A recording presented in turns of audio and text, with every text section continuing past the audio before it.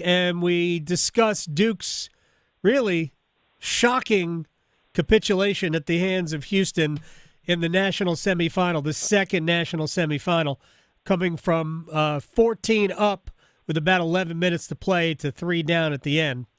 I have been talking about this, Brian, in terms of it being players just not playing well, maybe strategy that was not the best strategy, things like that, things that maybe we recognized. And, of course, a lot of this could be considered after the fact. I'm not even having that debate.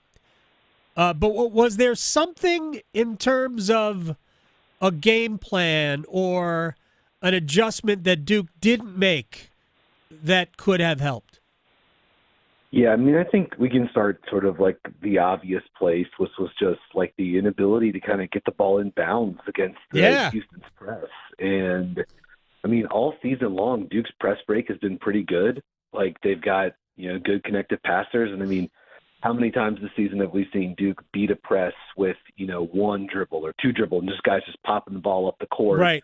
And then into those 2-on-1s with Malawach at the rim, and it turns into a lob or whatever, but they couldn't even get the ball free. And the one thing Duke didn't do this at all this season, but I was sort of curious, like if you'd watched the Florida Auburn game beforehand, when Auburn was trying to turn the heat up late and they're pressing Florida, in some of those late game situations with Florida's taking the ball inbounds, and they went to the little shotgun football style inbounds, where they have all 5 guys lined up out of bounds.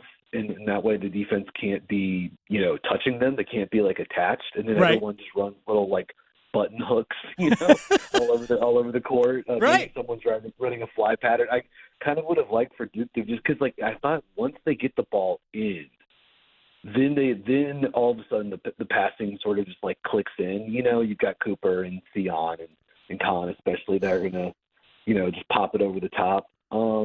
I would have liked to have seen a little bit more Malik Brown. And I know he's, maybe he's not in great game shape. He hasn't played a lot the last couple of weeks as he's been dealing with this shoulder injury. Right.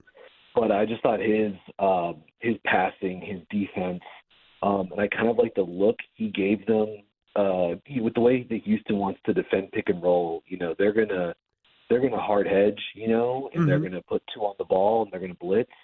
And look, Kaman Malawach is amazing. He's been outstanding. But I think this season, Kaman is sort of at his best in the pick and roll when you've got an opponent that's playing drop coverage, and in that way he can run. He and Conkinipple or Cooper, those guys can play 2-on-1 against the drop. But with the blitz, you've got those little short roll opportunities, and Kaman actually had a really nice pass to Sion off the short roll for a cut dunk earlier in the second half, but Malik and Pat Gongba are just so good and so natural on those. I kind of thought maybe a little bit more of one of those guys, and obviously for Malawach not to get a rebound in this game is a pretty rough look in a game where I think Houston's offensive rebounding is really the thing that along with sort of assertiveness on the stretch. And I mean, if we're being real too, Duke at some of these sort of higher leverage moments just kind of caught some tough breaks. It's the Tyrese Proctor. It's he actually hasn't shot, been a great free throw shooter this year, but for him to miss the front end of a one-on-one, and then Cooper to get called for I thought a pretty weak over the back call. Right. Houston didn't take the lead in this game without having to make a shot against Duke's half court defense. Yeah, right? It was all free throws.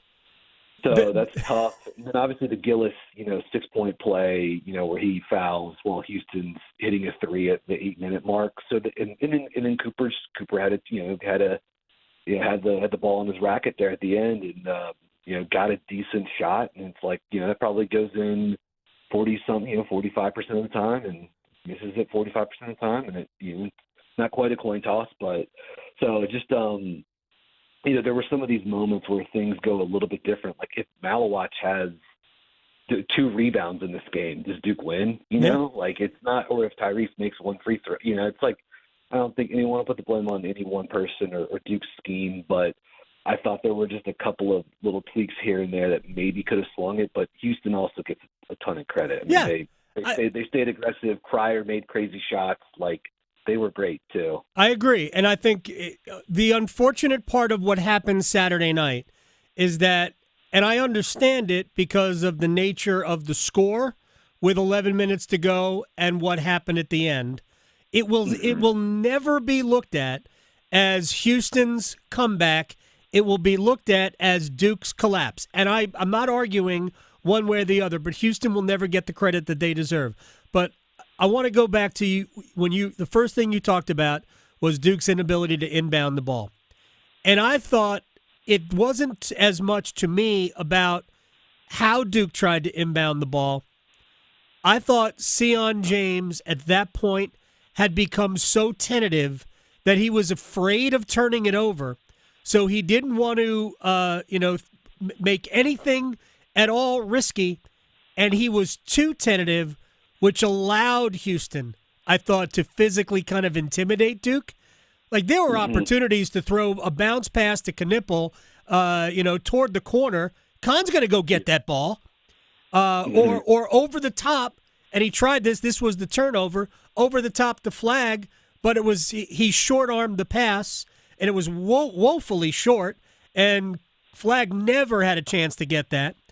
I thought James, as uncharacteristic as it was pretty much all year, I thought James was overcome by the moment. And I thought Proctor was overcome by the moment in this game, especially down the stretch. And this is why I asked if there was something structural about it, as opposed to, hey, Trip Tracy likes to say, do you grab the moment or do you let the moment grab you? And I think the moment grabbed Duke, especially those players. Yeah, well, first off, Gold, you said Houston's win.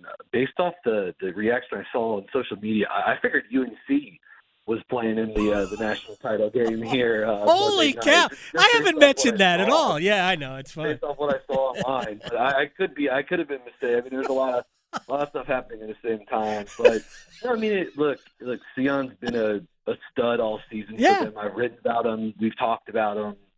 You know, he's been amazing. He's been like kind of the perfect player for them, and he's been really trustworthy as as like an inbound guy for them, both on sort of like press break plays and on baseline under plays, like all that kind of stuff. So I think it's kind of natural if the moment, unless you were on one of a Maryland Final Four team, Gold. I don't think either one of us played in the Final Four. No, so I was not. I was not. And I said that. It's easy for me to say this from the couch, right? Yeah. But it just looked like Sion was kind of freezing in the moment, and maybe a change in inbounder. I know James has been doing it all year, but it just looked like he wasn't comfortable. And maybe you're not supposed to be, but it looked like the moment got him. Yeah, a little bit. And, they've used Kahn some in those roles, too. That's sort of been in more of these, like, specialty situations. And obviously in that scenario, you probably want to inbound the ball to Kahn. He's the best free throw shooter. But, I don't know, kind of given how much, Houston's going to sell out the trap, it's like, you could have Kahn inbound and pass it to someone and step in and you throw it back. I don't know. To me, it felt like once if they could get the ball in play, they could actually break it. But it was just like the inability to actually like cross the threshold, and get it actually like into the flow of play was the thing that was so tough. But I mean, I don't know. At this point, there's still a fair amount to process, I think, with Duke's season. But amazing year for those guys. I mean, ACC. It wasn't a failure. I've read that it was a failure. All right, Brian Geisinger is joining us here. I don't think it was. I thought Saturday night. Yeah. You can definitely call Saturday night a failure. I don't think the season was a failure. @bguys_bird. I texted you in the first half of the game. And right at the end of the first half, might have been beginning of the second half. I think it was the end of the first half. And I was curious. Duke's defense, I mean, they knew what Houston wanted to do, right? And we went into the game talking about the offensive rebounding for the Cougars and how that could be an issue. I don't know if 46% offensive rebound allowance by the Blue Devils was a season low, but I don't know that there were any other games that looked as bad as this one to me in that regard. But Duke seemed to allow open threes and easy drives. So what was wrong with Duke's defense that allowed Houston to do both of those things? I mean, some of it, look, in the first half, I actually posted about this during the game. Duke used 4 different pick and roll coverages in the first half alone. They switched. They were in drop coverage. They weaked and tried to push Houston's ball handlers. They're all right-handers. They tried to force them left. And they like trapped and blitzed. I actually thought some of their best defensive possessions in this game were where they actually had the center guarding pick and roll, like really step out and pressure. And then I just thought Cooper Flagg and Sion James, their like ground coverage and hustle on the backside, and they're sort of like four on. They got a couple of turnovers that way. So I thought that was actually a pretty nice wrinkle. That's not something Duke does all that often. And so I thought that was a pretty good wrinkle. Look, I understand I wrote about this before the game. Like, I thought Duke would play start and drop and then move to switch, as it's sort of a bit of thing that they've done throughout the year. It's tough because Houston's guards are tough shot makers, off the dribble. They make, I think it was coming into this game, I think it was 74% of their two-pointers were unassisted this season. And this is a team that it's a lot of like off dribble shot making, and Pryor really had it rolling with some tough makes and sort of the maker nature of the game, And Tyrese Proctor had some really good open catch and shoot look threes in this game, right? That are on average, like absolutely a more efficient shot than a contested, pull up two by LJ Cryer. Yeah. But, the ball bounces weird sometimes. But also a guy like Uzan is awesome. And I think he was able to get Malawatch on a couple of switches and drive around him too. So combination of Houston had good guards, and when Uzan wasn't in foul trouble and could stay on the court. And I mean, Cryer kind of went under the radar, but like, he had kind of like the game of his life is maybe a little extreme, but like he was awesome.